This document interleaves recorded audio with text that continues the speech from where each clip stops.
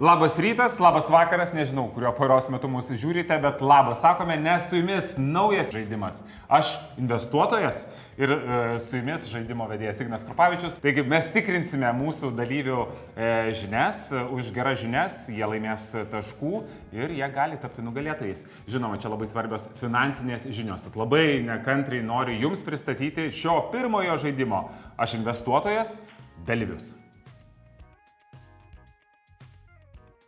Markas, komikas, labiausiai mėgsta keliauti, todėl ir pirkinys, kuriam taupė ilgiausiai - kelionė į Ameriką. Laiko save pradedančiuoju investuotoju, renkasi kriptovaliutas ir akcijas. Donatas - maisto apžvalgininkas, kurio pagrindinis hobis be abejonės yra maisto gaminimas. Donatas save laiko pradedančiuoju investuotoju, tačiau jau dabar nemažai pajamų kas mėnesį skiria ne tik pramogoms, bet taupimui ir investicijoms. Irma mėgsta skaityti knygas, vaikščioti ir žiūrėti filmus. Kol kas aktyviai neinvestuoja. Prisipažįsta, kad daugiausiai mėnesinių pajamų šiuo metu skiria taupimui.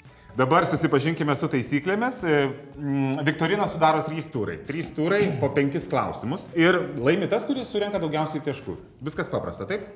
Taigi, pirmas turas ir mes jį pavadinome, o 4 garantuoja. Ir mes turėsime 5 klausimus su 4 variantais ir jeigu žinote teisingą atsakymą, spaudžiate mygtuką. Jeigu teisingai paspaudęs mygtuką atsakysite, pirmasis gausite 2 taškus, jeigu atsakymas neteisingas, likę 2 žaidėjai galės spausti mygtukus ir kovoja toliau dėl to 1 taško.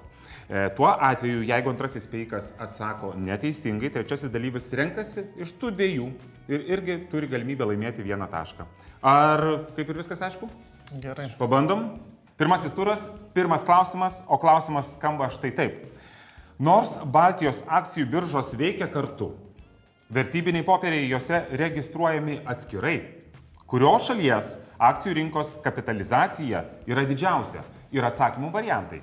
A variantas – Lietuvos, B variantas – Latvijos, C variantas – Estijos, D variantas – visų vienoda.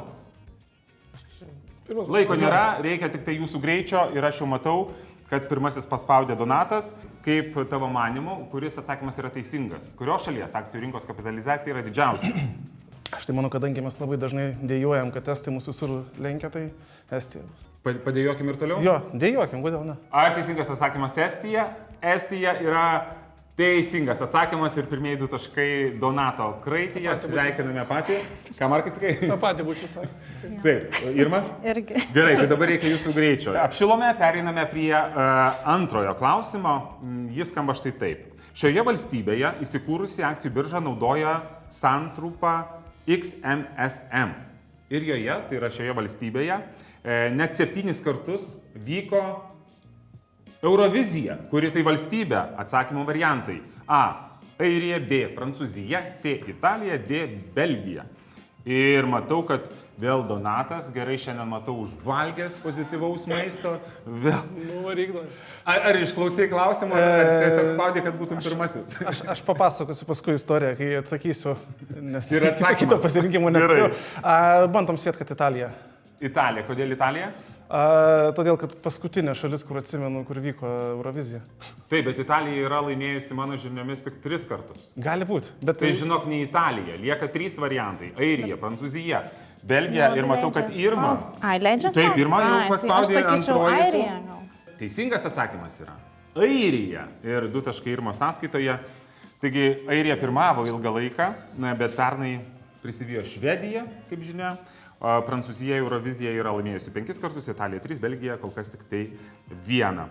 Taigi matome, kad taip, aš noriu pasitaisyti, kadangi Irma spėjo iš antro karto, tavo kraityje 1 taškas. Bet niekas neprarasta, taip dar Markai? Jo, aš pasivysiu, viskas tvarkoju. Taigi, pirmo turo 3 klausimas. Didžiausias istorijoje viešas akcijų siūlymas IPO įvyko 2019 metais ir pritraukė 25,6 milijardų JAV. Klausimas, kuri įmonė tai padarė? Ir atsakymų variantai. Alibaba, Visa, Saudi Aramco, SoftBank. Ir matau, kad pirmasis paspaudė, nežinau, ar žinodamas ar ne, bet Markas. Markai, koks tavo spėjimas? SoftBank spėčiau. SoftBank yra neteisingas atsakymas. Gaila. Lieka 3 variantai ir galimybė 1 tašką užsidirbti dalyviams. Kiekvienas taškas labai yra svarbus. Ir matau, kad Irma paspaudė antroji. Prašau, spėk. Manyčiau, Alibaba. Alibaba yra neteisingas atsakymas. Donatai, gali pelnyti dar 1 tašką, jeigu iš 2 variantų, iš Visa ar Saudi Aramco pasirinksi teisingą atsakymą. C. Saudi Aramco. Ir tai yra 3 taškas tavo kraityje, yra teisingas atsakymas, tai valstybė Saudo Arabijos naftos. Taigi, pereiname prie 4 klausimo, o 4 klausimas skamba štai taip. Kuo didesnė ir stipresnė ekonomika, tuo investuotojai mieliau ir pigiau jai skolina pinigus. Kuri Europos valstybė šiuo metu gali pasiskolinti pigiausiai? Ir 4 atsakymų variantai, matau jau Markas spėjo paspausti, dar net neišgirdęs atsakymų variantų. Tai yra Prancūzija, Vokietija, Nyderlandai ar Austrija. Taigi Markai spėk. Nyderlandai spėčiau. Nyderlandai yra neteisingas atsakymas. Lieka Prancūzija, Vokietija, Austrija ir galimybė Donatui antrajam paspaudžiusiam spėti. Gerai, kadangi Vokietija pakankamai dabar, man atrodo, ramiai sėdi, tai Vokietijai reikės skatinti ekonomiką, jiems kaltinės. Tai teisingas tavo manimo atsakymas yra? Vokietija. Vokietija yra teisingas atsakymas, tavo kraityje dar 1 taškas, iš viso 4, tu lyderiauji, Irma šiek tiek atsilieka 1 tašku, nu, Markas optimistas kaip ir visuomet. Jums gerai, pramušiu to. Jį paims, nes jis gerai kalba. Taip. Ir mes tada norime pereiti prie paskutinio 5 pirmo turo klausimo. Dažniausiai investiciniai fondai siekia uždirbti investuotojams kuo didesnę grąžą, ar ne? Ir jie prisima tam tikrą riziką. Tačiau kai kurie fondai turi ir papildomų tikslų. Koks antrasis itin svarbus Swedbank Robur fondų tikslas? Mokėti ketvirtinius dividendus, investuoti tvariai, susijęti grąžą su vidutinė infliacija, investuoti tik Skandinavijos rinkose. Štai tokie variantai, kuris iš jų yra teisingas. Antras labai svarbus fondų tikslas Swedbank Robur yra. Tai investuoti tvariai, nes skaičiau prieš ateidamas. Tai atlikai namų darbus ir manai, Jo. ką reiškia tavo manimu investuoti tvariai? Investuoti tvariai, tai reiškia neinvestuoti į iškastinį žemės turtą, daryti taip, kad kiekvienas investuotas euras prisidėtų prie pasaulio gėrio ir šilumos sukeltų padarinių mažinimų ir taip toliau. Tai yra teisingas atsakymas, investuoti tvariai, dar 2 taškai. O jūs ar patys žinot, kas yra Swedbank Robur fondai? Ne, dabar Donatas jūs sužinojo prieš ateinant. Aš tai investuoju į Robur fondus, tai jau kurį laiką tai. Ir kaip sekas? Apsimoka? Kiek dabar bendrai 15% liktais prieaugis. Oho. Nu, pakankamai solidžiai, nesitikėjau. Aišku, būna tų kalnelių, bet... Tai tu melavai, kai tu rašai, kad tavo finansinis raštingumas pradedantysis, nes manau, kad čia... Tarsi mano pradedantysis, nes aš viskas, ką padariau, pasižiūrėjau, kad galima investuoti, paspaudžiau, kad tenais kiekvieną mėnesį man iš sąskaitos nuskaičiuotų po X pinigų sumą į 4 skirtingus fondus. Pažiūrėjau, kad diversijos, kad persidengtų vien su kitu ir suinvestavau. Jeigu žinai žodį diversijos, tai jau pažiūrėkime. Aš moku daug įdomių žodžių. Geras pradinukas. Taip, o dabar leisiu atsikvėpti ir mūsų laidos ekspertas Andrius Šuminas trumpai paaiškins daugiau apie šios fondus. Swedbank Robur fondai tai yra investiciniai fondai, į kuriuos yra suneštas investuotojų kapitalas, tai gali būti tiek juridiniai, tiek fiziniai asmenys, ir juos valdo ar pasyviai, ar aktyviai profesionalūs valdytojai ir priklausomai pagal įvairias rizikos lygius. Jie gali būti investuojantis tiek vienai akcijas, gali į obligacijas, gali būti mišrus, gali būti sektoriniai, priklausomai pagal investuotojo poreikį. O sakyčiau, kodėl Robur fondai yra patrauklus, vienas dalykas, galima investuoti labai nuo nedidelių sumų, net ir nuo 1 euro. Įsigymo pardavimo mokesčių nėra, bei didžioji dalis fondų yra pasyviai valdomi, tad valdymo mokesčiai yra pakankamai nedideli. Taigi pirmas turas baigėsi, o rezultatai taip tokie, kad pradinukas mūsų finansinio raštingumo Donatas įsivežė į priekį, net 6 taškai. Irma atsilieka ir turi 1 tašką, o Markas kaip visuomet pasistengs ir jam tikrai pavyks. Sugrįš, Iš viso yra 3 turai. Bet jauriausias comebackas šito laidos istorijų bus mano, žinai. Jis visus žinojo, kaip prieš tai. Aš visus realiai žinau, tiesiog, kad Leidai ne tą taktiką pasirinkau paspaudimo mygtuko. į priekį, praleidai, tik tai neuždels. O dabar antrasis žaidimo turas. Žaidime Aš investuotojas skamba negalima palyginti, bet palyginkime. Ir jūsų laukia vėlgi 5 klausimai. Turėsime 3 skaičius, 3 variantus iš skirtingiausių gyvenimo sferų, nuo laisvalaikio iki finansinių sferų. Ir jums reikės pasakyti, kuris iš paminėtų reiškinių skaičius yra didžiausias. Pirmasis, kuris paspaus, galės laimėti 2 taškus, jeigu žinoma teisingai atsakys. Likę 2 žaidėjai spaus mygtukus ir turės galimybę laimėti 1 tašką. Jeigu neatspėja abu žaidėjai, mes be taškų ir keliaujame prie kito klausimo. Primenu, kad laimi tas, kuris surenka žaidime daugiausiai taškų. Taigi, skaitau pirmą klausimą. Jūs turite, dar kartelį pabrėšiu, pasakyti, kuris iš šių skaičių yra didžiausias. Taigi, antras turas, pirmas klausimas. Dėmesio. Roberto Javtoko baudų metimo procentas rinktinėje. Aukščiausia Lietuvoje užfiksuota oro temperatūra. Nasdaq 100 indekso augimas praėjusiais metais. Ir matau, kad pirmas paspaudė Markas, kuris dabar turėtų mums pasakyti, kuris skaičius yra didžiausias. Temperatūros 50 laipsnių tikrai neturėjom. Taip. Javtokas, manau, tikrai daugiau negu 5% turėjo mest. Augimas, aš sakyčiau, Javtoko baudų metimo procentas vis tiek turėtų būti nemažas. Jis yra nemažas, koks maždaug sakai, gali būti. Blogiausia atveju spėčiau, kiek 5%. 45%. Nasdaq 100 indekso augimas praėjusiais metais 43%. Aukščiausia Lietuvoje užfiksuota oro temperatūra, ką žino Zarasuose, 94-aisiais Liepos 30 buvo 37,5 laipsnio. Geriau nepasikartotų.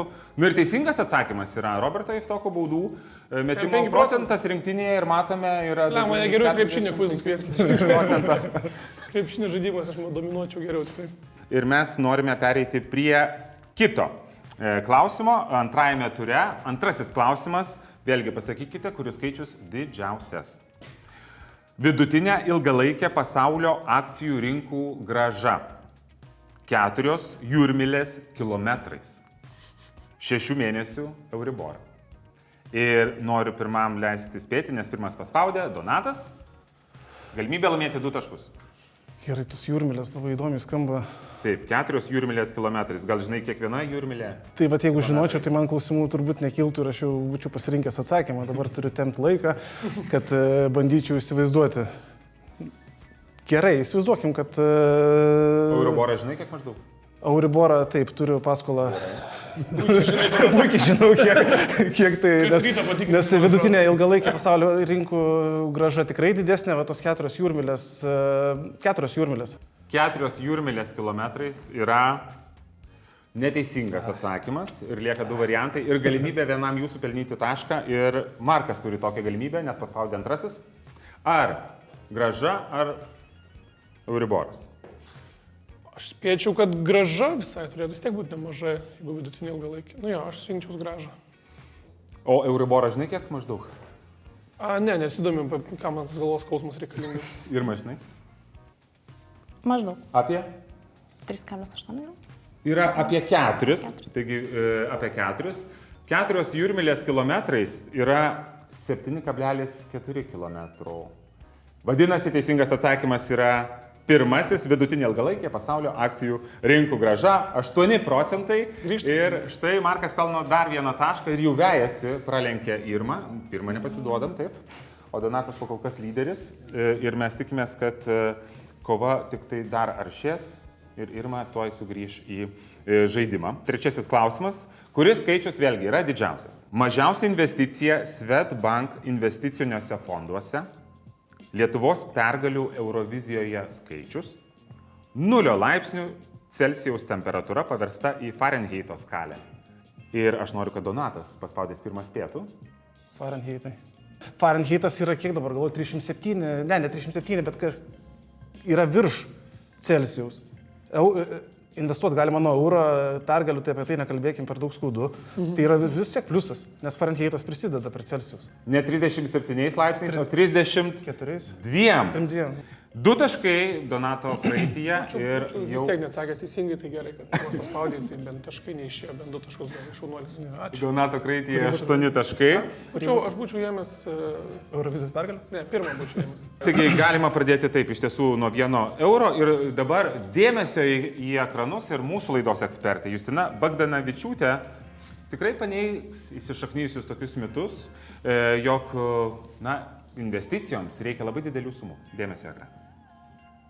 Galiu drąsiai pasakyti, kad nuomonė, jog investavimui reikia didelių sumų – mitas. Kur kas svarbiau už investavimo sumą yra investavimo trukmė bei periodiškumas. Net ir su mažesnėmis sumomis investuojant per ilgesnį laiką galima sukaupti didelės sumas, jei tai daroma reguliariai bei išskaidant riziką. Be to, nedidelės sumos ypač naudingos pradedantiesiems. Galima išbandyti skirtingus investavimo instrumentus bei pasitikrinti savo rizikos toleranciją. Antrasis turas, 4 klausimas. Euro amžius. Michaelo Jordano ikoniškasis marškinėlių numeris. Ar gydytojo Duncano McDougalo apskaičiuotas sielos svoris? Sielos svoris. Ir noriu pirmam leisti spėti Markui, kuris pirmasis paspaudė. Taigi, kuris skaičius didžiausias? Tai Jordanas 23, tai tikrai, kad euras yra senesnis už 23, nes 90 kažkelintais jau buvo tam tikros šalyse. Vien tik jau kaip nupieštas tas daktaras, atrodo, labai senai jis jau egzistavo. Koks sielos svoris, tu žinai? Ar... Sielos svoris? Neįsivaizduoju, šiaip reikės pasigūglinti, ką šitas McDouglas, kaip jis pasvėrė, reikės dar pasidomėti iš tikrųjų šitą dalyką. Tai aš gal rinkčiau gydytojo Duncano McDougalo apskaičiuotą sielos svorį. Kuris nežinai, kiek yra? Nežinau, bet spėjau, kad senas turėtų, nes tokius dalykus apskaičiuoti, tai turėjai būti... Ir tu esi neteisus. Neteisus dėja. Nežinodamas. Irma, dabar norėčiau tavęs pasitirauti. Gal euramžis? Ir euroamžius yra koks? Tiksliai negaliu pasakyti. Ir tai yra euroamžius. Ir visi prisiminkime, žinokime, eurų 25. Ja. Taigi, Donatas 8 taškai po kol kas, Markas 3, Irma 2, taigi visi dar turi galimybę laimėti. Ir, kaip sakiau, net ir pralaimėję šiandien, turi vilties, nes mes sumuosime visų 6 turų rezultatus dalyvių ir 3 iš jų vėlgi pateks į finalą be tų 6 nugalėtojų. Taigi, antras turas, 5 klausimas. Dėmesio, didžiausias užrašytas taškų skaičius ant įprastinės smiginio lentos, mažiausias dviženklis pirminis skaičius ir plėšikų skaičius pasakoja apie brolius Alibaba ir Kasimą. Štai matote išsamius savo ekranuose klausimus ir aš noriu teisingo atsakymo. Ir pirmasis paspaudė, nes turbūt žino teisingą atsakymą, yra Donatas. Donatai. Plėšikų skaičius pasakoja apie brolius Alibaba ir Kasimą. Iš viso čia net ne tą pasaką, apie kurią galvoju. O kokią tu galvoji pasaką? Alibaba, kaip ten jis? Alibaba ir... 1000 plėšikų. Ar 1000, ne? Tai tada apie šitą. Nežinau, čia jis pasakė. Markas sako 1000, vėlgi daug draugų turi. O iš tiesų buvo 40 plėšikų. Tai yra teisingas atsakymas. 40 plėšikų, pasaka Alibaba ir 40 plėšikų, mažiausias dviženklis pirminis skaičius. 11. O ant lentos teisingai mėgsti dar tai žaisti, taip? Ne, nemėgstu, bet atsimenu. Bet teisingas atsakymas buvo 3, 40 plėšikų. Ir po 2 turų pirmauja Donatas, 10 taškų jo kraityje, Markas šiek tiek atsilieka 3 taškai ir 2 taškai, bet dar viskas tuoj, manau, paaiškės ir išsispręs, viskas gali pasikeisti. Svarbiausia, kad būtų gera nuotaika ir žinių bagažas tik tai pilnėtų. Ir 3 turo taisyklės yra šiek tiek kitokios, bus pateikti klausimai, bet be pasirinkimo variantų. Yra viena išlyga, kiekvienas jūsų turėsite šiame ture po vieną galimybę paprašyti pagalbos. Jeigu paprašysite prieš spėdamas, bet aišku turite būti paspaudęs pirmasis, galėsite pamatyti tuos variantus. Ir Pirmas atsakinės, kuris greičiausiai paspaudžia, jis turi galimybę laimėti 3 taškus šiame ture.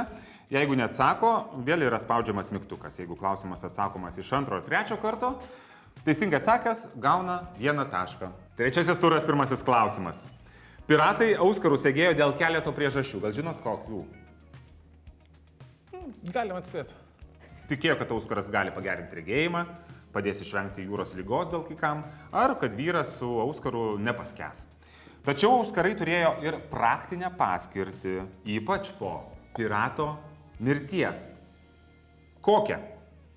Ir pirmas, matau, paspaudė Markas. Ir bandom spėti, arba prašyti pagalbos. Vieną kartą turite kiekvienas jūsų. Aš sakyčiau, kad bent kažkiek nusineštų pomirtinį pasaulį turto su savim. Kad nusineštų turto. Nes tais laikais, manau, tikėdavo, kad tas kažkiek persikėlė turtus į pomirtinį pasaulį, ten pas egiptiečius ir panašiai būdavo, laidodavo jos visokius su jų turtais. Tai Tavo manimų teisingas atsakymas, kokia ta paskirtis yra, dar kartelį? kažkokio aukso nusineš savim, kažkokio tauraus metalo, kažko į pomirtinį pasaulį. Taip sakyčiau. Tai nėra teisingas atsakymas. Aš jį priemu ir dabar matau, kad Donatas antrasis paspaudė, turi galimybę užsidirbti 1 tašką. Gerai, aš tai bandysiu spėti, kad tai yra jų identifikacinis, dalykas. Jie gal turėjo kokius unikalesnius ir gal su skaičiukais ar panašiai numeriais dalykas, kad juos galėtų identifikuoti, kas čia tokie buvo ir gerieji draugai jį pagerbti palaidodami. Čia aišku pridėjau galą, ten tikrai jis niekam nerūpėjo, bet... Tai dabar identifikacija. Trumpai identifikacija būtų, būtent Taip. to pirato, taip? Taip.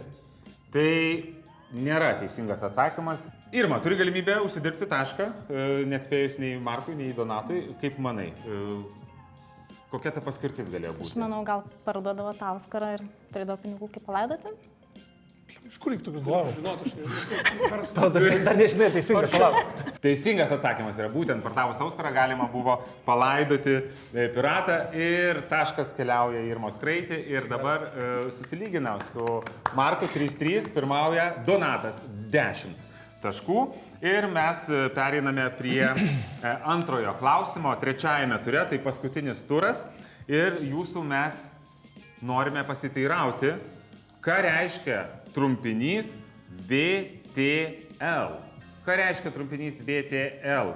Ir noriu, kad jūs spaustumėte mygtukus, kas pirmasis turės galimybę pirmasis spėti. Ir matau, Donatas suskubo ir... Atsakymą nežinau, noriu pagalbos. Atsakymų, taip.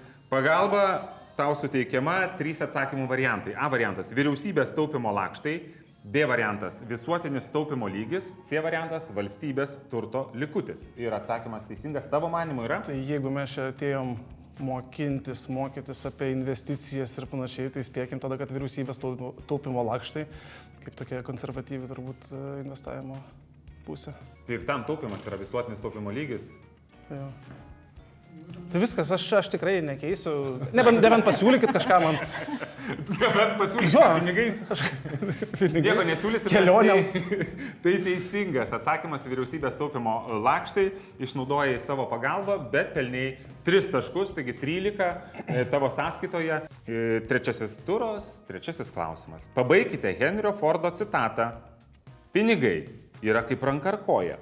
Naudokite juos arba... Ir matau, kad Markas pirmasis paspaudė, jau eina turbūt vabank į finišo tiesėje žaidimo. Jo, paprašysi pagalbos. Paprašysi pagalbos, tu turi tokią teisę, ji suteikiama ir atsakymų variantai yra tokie. Pinigai yra kaip ranka ar koja, naudokite juos arba neteksite. B variantas – atsiras, kas panaudoja. C variantas – sugrauš žiurkės. Pinigai yra kaip ranka ar koja. Pirmas variantas šovėsi galva ir buvo toks. Kad ką? Kad neteks, tai iš tikrųjų logiškiausias skambantis, nežinau, žiūrikės. Arba atsiras, kas panaudoja. Nu, blemba, dar niekas gyvenime nebandė panaudoti mano galūnių. O žiūrkė? Savo tikslam. Jo, tai aš. O su žiūrkėm kaip? Su žiūrkėm? Esu tik 2 matęs Vilniaus gatvėje prabėgusias, nes susidomėjo irgi nei mano ranka, nei koja, tiesiog labiau susidomėjo pabėgimų nuo manęs. Tai aš imsiu A variantą, jo, neteksti labai logiškai skamba. Taip, ir neteksite yra iš tiesų teisingas atsakymas, 3 taškai, panaudota pagalba. Arba neteksite galūnių. Money is like an arm, o a leg. Use it or lose it angliškai. Taip, iš tiesų sveikiname Markai tave. Galutinis 3 turas, 4 klausimas. Dėmesio. Ši įmonė 1982 metais nusipirko Columbia Pictures kino studiją, taip? Už $750 milijonų. 1989 po 7 metų parduoda ją kompanijai Sony už jau $3,4 milijardus. Įdomu tai, kad tos įmonės veikla tiesiogiai nėra susijusi su kino pramonė, tačiau jos produkciją galima pamatyti tikrai dažname amerikietiškame filme. Kokia tai įmonė? Irma, kodėl nespaudė? Nežinau. Bet tai gali pasimti pagalbą, tu žinai, gali. Donatas paspaudė pirmasis. Donatai, kokia būtų tavo spėjimo versija? Aš paspaudžiau, nes žinojau. Taip. Priminsiu, kad jau neturi, taip? Pagalbos? Jo, aš neturiu pagalbos. Aš gal galiu Irmos pagalbą pasimti, jeigu nespaudė. Kam čia reikėjo labai reklamuotis 82, gal kokie tenais Pepsi, Coca-Cola karai. Aš 85. Nežinau, tai vat dažnai matom visokiausi tie gaivieji gėrimai. Kad Cola nugalėtų Pepsi, o gal Pepsi nugalėtų Cola.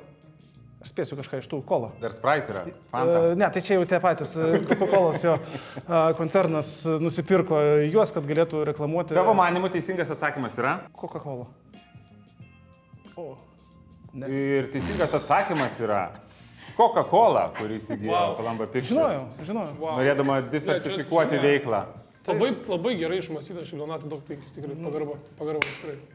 O variantai galėjo būti ir Apple, ir General Motors, bet jų nereikėjo jums parodyti. Aš būčiau apie greitą maistą galvojęs irgi, nes dažnai būna. Donatai, kam turėsi padėkoti už tai, kad pirmas spėjai? Ne, tai tavo, aišku.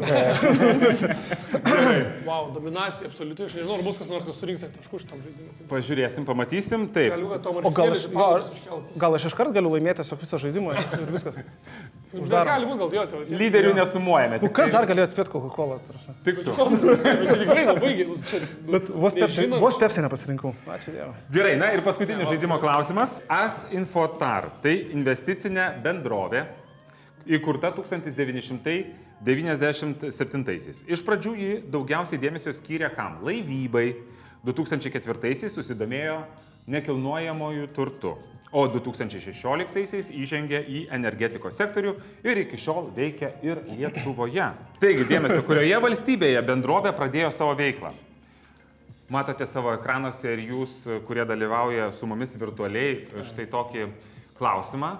O, net Donatas 2 kartus sugebėjo paspausti. Aha, bet tu pirmas ir antras, nežinau, kaip tu sugebėjai. Man rankos dreba. Gerai, manau, kad turi teisingą atsakymą. Aš nežinau, ar turiu teisingą atsakymą, bet aš įkvėptas Coca-Cola spėjau, kad tai bus Estija. Tai aš manau, kad tu užtvirtini savo pergalę, pelnydamas dar 3 taškus. As Infotar pradėjo veiklą 97-aisiais, būtent Estijoje, pagrindinė Tallink laivybos įmonės Estigas ir Latvijos dujų skirstymo operatorės Gaso akcininkė. Estija teisingas atsakymas, 19 taškų ir mes norime pranešti rezultatus šio pirmojo aš investuotojas žaidimo. Irma, kaip manai, kodėl tik 3 taškai? Trūksta žinių. Trūksta žinių, labai gerai. Dėl to šis ir žaidimas yra. Aš investuotojas ir mes gauname finansinės žinias. Markas užima 2 vietą su 6 taškais. Žinokit, sutryptas Donatų iš tikrųjų, visiškai. Dominacija absoliuti. Gerai. Sveikinimai Donatai tikrai šaunuolis. Gerai, kad ne krepšinio žaidžia. O Markai kaip Jie pasirodo ne tik tai protingų padaro, kad atrodai, bet ir esi iš tikrųjų protingas. O Markai, gal užteks tų 6 taškų, kad į finalą vis dėlto patektum? Kaip Aš manai, kitiems dalyvausiu, supratau žaidimo konceptą, reikia tiesiog tą mygtuko taktiką gerai panaudoti spaudimo. Kartais geriau paspaus biškį antram, kartais geriau pirmam. Žodžiu, namuose padarysiu namų darbus, kitoje laidoje sugrįšiu ir dominuosiu kaip Donatas. Taip. Jo, gal kokių pamokėlių pasimsiu pas Donatą. Ir arba ausinę slaptą. Mes su Donatu susitiksime kitame etape, visos galimybės tau laimėti šį žaidimą, tikrai didelis kraitis, čia yra toks atskaitos dabar taškas. O galim perkeltis iš karto į kitą etapą? Deja ne, pagal kurį mes tikrai vertinsime kitus, bet ir, kaip ir sakiau, tiek ir Markas, tiek ir Irma dar turi galimybės, nes mes suvesime visų dalyvių rezultatus ir 3 nelaimėję turės progą patekti į tą kitą etapą. O mes susitiksime štai po savaitės Swedbank YouTube kanale O visa informacija, papildoma informacija apie investavimą, apie finansinę sveikatą, žinoma, yra Swedbank bloge ir visas nuorodas į mūsų šiuos įrašus žaidimų taip pat galite pamatyti šio epizodo aprašyme. Tai iki kitos savaitės.